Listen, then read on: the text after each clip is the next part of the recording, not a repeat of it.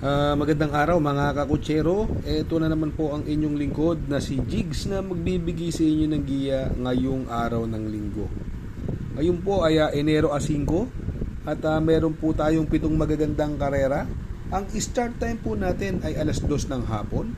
At uulitin ko po, itong aking giya ay purely review and analysis ko lamang at walang halong information. Simulan na po natin. Race number 1, kung saan magsisimula po ang winner take all. 3-year-old and above maiden race. Distance is 1400 meters. At dito matutunghayan natin yung nasegundo nung kanyang stakes race, yung numero 2 na si Sabel na papatnubayan ni Patty Dilema. Sa tingin ko, itong kabayong ito ang horse to beat. Itong Amans Aman nasegundo po ito last run kay Blackjack. Nagpreba po ito ng 1.16 at andun din po yung kabayong Somerville. Dumating po siya ng kwarto, nagpreba po ng 1.16.4. Itong bagong kabayo naman na si Perfect Blue na sasakay ni Ed Jordan Guerra ay nung November 16 nasegundo po siya kay Petron at nagpreba po siya ng 1.17.8 sa distansyang 1200 meters. Kaya itong karerang ito, sa tingin ko, para sa aking opinion, nakakalamang po talaga yung numero 2 sa Isabel, no? Kung gusto niyo mag-protection, pwede niyo isama yung numero 1, Amans Aman. Kaya dito sa race number 1, kung gustong magtipid, pwedeng solohin po yan, numero 2, Sabel. Pero kung gusto niyo mag-protection, sama niyo po yung numero 1, Amans Aman. Sa race number 2, dito po magsisimula ang pick 6, Pilracom rating based handicap system race, class 5 split placer. Distance is 1,400 meters. At dito po may 5 kalahok. Ito, last siya, nanalong dihado, numero 3, Super Hook. Tinalo po niya sa datingan, nasigundo po doon yung numero 5, Avenue Shopper. Pero sa aking palagay, medyo sa tingin ko medyo malakas itong laban na ito. Ang sa tingin ko pwedeng mauna rito yung numero 1 Chase the Gold na sakay ni Marlon Cañete. Mukhang itong apprentice si Marlon Cañete ay binibigyan uli ng panalo. Magaling nung nagsisimula pa lang manakayan ang galing manakay ng Diboca niyan ewan ko kung bakit medyo humina ang nung nasuspinde humina ang pagdadala ng kabayo, no? Pero sana mabigyan uli siya ng break, no? Mabigyan siya ng kumpiyansa, no? Ang ganda ng numero niya, Chase the Gold, at pwedeng humabol lang si Let It Shine. Kung sakaling magkaroon ng habulan sa unahan, ang pwede lumimate yung numero 2 na si Stark sa laban na ito. Kaya dito sa race number 2, magdadalawa na lang po ako dyan. Doon ako sa numero 2, Stark. Panigundo ko, numero 1, Chase the Gold.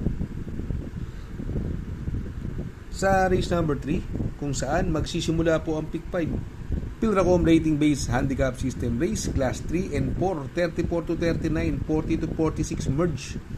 Distansya is 7 oktabo at dito po may 7 kalahok. Dito matutunghayan natin itong numero 1 part-time lover, no? Itong si part-time lover nakotso lang nung karera ni Velvet Haze yan, no? Siya po bandera dun sa karerang iyon. Pilit siyang hinahabol ni Dreaming Always, kaya napabor dun sa Velvet Haze, no? Kapiraso lang po sila nagkatalo nun. Sa tingin ko, siya ang horse to beat dito, although from Jan Alvin Guse, binigay na po kay Charles Reyes. Mas pinili ni Jan Alvin si Charles Dacasel. Ito naman si Charles Dacasel, ang magandang tinakbo nito, inabot po yan ni Bill Jordan, no? Medyo magaganda yung mga tinatakbo nilang dalawa, no? Kaya dito sa race number 3 siguro magdadalawa po ako dyan. Doon ako sa numero 1 part-time lover, panigundo ko, numero 4, Charles Dacasel. Sa race number 4, dyan naman po magsisimula yung ating pick 4, Pilracom rating based handicap system race, class 4, 22 to 27 split. Ang distansya po is another 1,400 meters. At dito po may 8 kalahok at itong karerang ito ay anybody's race. Sa aking palagay, ang may mga panalo si Service Deluxe. Ito, always in the money ito. Sakay ni Tanya Nabarosa, nagamayan niya po ito. Dating Diboca, kay Tanya Nabarosa, pinareremate niya po ito at naipapanalo niya pa sa malalakas na laban. Winged Heart, may panalo din po yan. At gamay po ni Joel Ciego. Ang worry ko lang, may mabilis dyan. Andyan si Real Equity. Napapatubayan ni Jomer Storke. Baka sakaling magkaroon ng litsahan. Pero ito pang may mga panalo dyan. Ito, bagong baba ng rating basis. Numero 5, Namayan.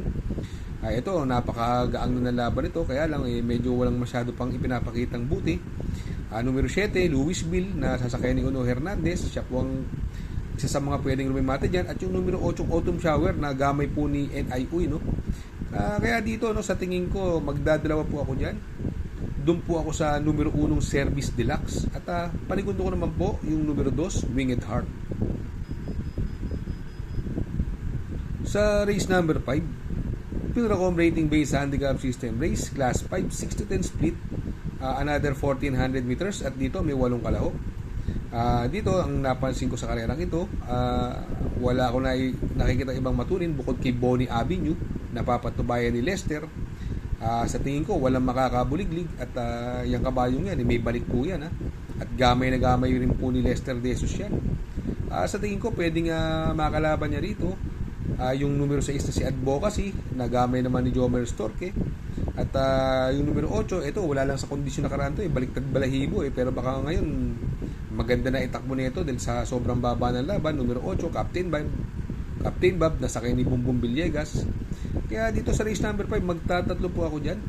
Doon ako sa numero 3, Bonnie Avenue, panigundo ko. Numero 6, Advocacy. At isasama ko pong pandiado, numero 8, Captain Bob. Sa race number 6, Pen Ultimate Race, Pilracom rating based handicap system race, class 5, 11 split. Ang distansya ay 1,400 meters pa rin. At dito may 9 na kalahok.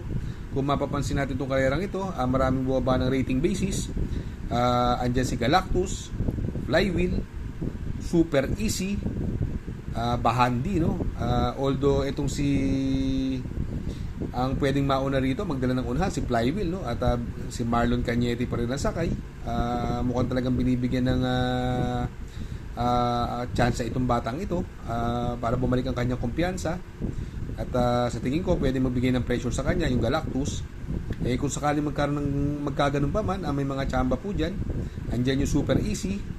Yan si Super Easy, ang baba na po sa laban yan. Si Out of Touch at saka si Bahandi, no? Ito si Bahandi, hindi na niya grupo ito, no? Pero para sa akin, no, itong race na to, no, magdadalawa po ako dyan. Doon ako sa numero 2 na Flywheel. At panigundo ko naman po, numero 9, Bahandi. Sa race number 7, sa last and final race, Pilracom rating based handicap system race, class 4, 16 to 21 split. Distance is 1,400 meters. At dito po may 9 na kalahok. Dito another anybody's race. Ito sa tingin ko pwedeng magbigay ng unahan, magdala ng unahan dito yung Doña Chichay. Kung mapapansin natin, halos lahat ng makakalaban niya rito ay stayer or deremate. Ang pwede lang makasunod ng konti na medyo maaga yung Brown Pirate. Although nung karera bumenta ito, kaya lang walang itinakbo. Itong Malibu Princess naman, ito mababa po sa laban na ito, no? Lagi natin tip yan, no? Laging segundo. Sa tingin ko, para sa akin itong last race na to, magdadalawa na lang po ako dyan. Doon ako sa numero 7, Doña Chichay. At panigundo ko naman po, numero 8, Malibu Princess. Shoutout nga pala kay Sir Pax ng Barkadahan OTV. Located po siya sa 1139 New Antipolo Street, Corner Vargas. Malapit lang po sa Abad Santos, yung bagong ginawang tulay. Very convenient and attentive po ang mga tao. Pwede po kayong mag-EB at party while betting on racing. Baka magawi kayo dyan sa Herrera, Corner Oroqueta. Andyan po ang Pipay's Halo-Halo. Ang isa sa pinakamasarap na halo-halo at homemade lahat ng ingredients po dyan. Ultimo Ice Cream. Tabi lang po yan ng Pares. At tatapat po ng Kapihan. Shout out kay Sir Arnel Mendoza. Please support his channel. Shout out po Sir Arnel Mendoza. Good luck mga kakutsero. Sana po matapat ang ating giya at yung mga nakasunod. Sana po ay magsitama po kayo. Ako yung makikiusap lamang at makikisuyo sa inyo na please like, share, subscribe, and hit the notification bell para update kayo sa aking mga giya. Good luck po and happy racing!